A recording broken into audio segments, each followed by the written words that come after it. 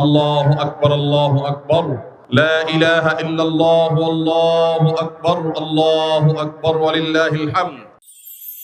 تقبل الله منا ومنكم عيد مبارك علينا وعليكم.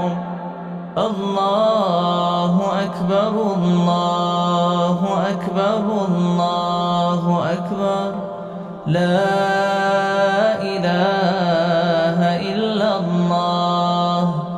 الله أكبر، الله أكبر، ওয়ালিল্লাহিল হামদ। যথেষ্ট দায়িত্বশীল হতে হবে ব্যয়ের ক্ষেত্রে। আমরা মিতব্যয়ী হব, বিদ্যুৎ থেকে নিয়ে জ্বালানি পর্যন্ত, এমনকি ঘরের ছোটখাটো বিষয় পর্যন্ত আমরা খুবই মিতব্যয়িতার সাথে ব্যবহার করার চেষ্টা করব ইনশাআল্লাহ।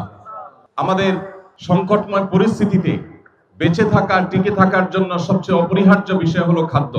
অতএব এদেশের মাটি যে পরিমাণ উর্বর, এদেশের প্রতিটি ইঞ্চি, প্রতিটি ফিট এবং প্রতিটি হাত মাটি, আমরা সেটাকে চাষাবাদ করে উর্বর করে আমাদের রিজিকের ব্যবস্থা করার উদ্যোগ নিতে হবে আমাদেরকে।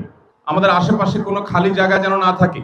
সবাই যদি উদ্যোগ নেই, প্রতিটা জায়গা যদি আমরা চাষাবাদ করবার চেষ্টা করি, ইনশাআল্লাহ সংকটময় পরিস্থিতিতে আমাদের টিকে থাকার একটা ব্যবস্থা আল্লাহ তাআলা আমাদেরকে দান করবেন। এবং সবচেয়ে বড় বিষয় হলো একজন মুসলমান হিসাবে আল্লাহর কাছে আমাদেরকে রোনাজারি করা, তওবা ইস্তেগফার করা। আল্লাহ রাব্বুল আলামিন বিশ্বের পরিস্থিতি যেন স্বাভাবিক করেন, মাজলুমদের জুলুম যেন আল্লাহ তাআলা এর প্রতিকার করে দেন, আর আমাদেরকে যেন আল্লাহ তাআলা টিকে থাকার ব্যবস্থা করেন, বলুন আমিন। ঢাকা শহরের মধ্যে এরকম একটা খোলা মাঠে ঈদের আয়োজন আমাদের আনন্দকে অনেক বেশি বাড়িয়ে দিচ্ছেন। আমি আমার আব্বুর সাথে আসছি, আর এখানে এসে আমার খুব ভালো লেগেছে। খুবই আনন্দদায়ক পরিবেশ, যেখানে বাচ্চাদের জন্য অনেক খেলাধুলার ইভেন্ট আছে। ঢাকা শহরের মধ্যে একটা খোলা মাঠে ঈদের নামাজ আদায় করা সত্যি এটা খুবই আনন্দদায়ক ব্যাপার। এবং ঈদের জামাত যেহেতু খোলা মাঠে আদায় করতে হয়, সেহেতু আমরা বাচ্চাকে নিয়ে আসছি, খোলা মাঠে আদায় করছি। আমি শায়েখ আহমদুল্লাহর কাছে এই প্রথম দেখা হলো, তার সাথে দেখা করে অনেক ভালো লাগছে, তার সাথে মোসাফা করে ভালো লাগছে। আমরা পুরো পরিবার সহকারে এখানে আসছি।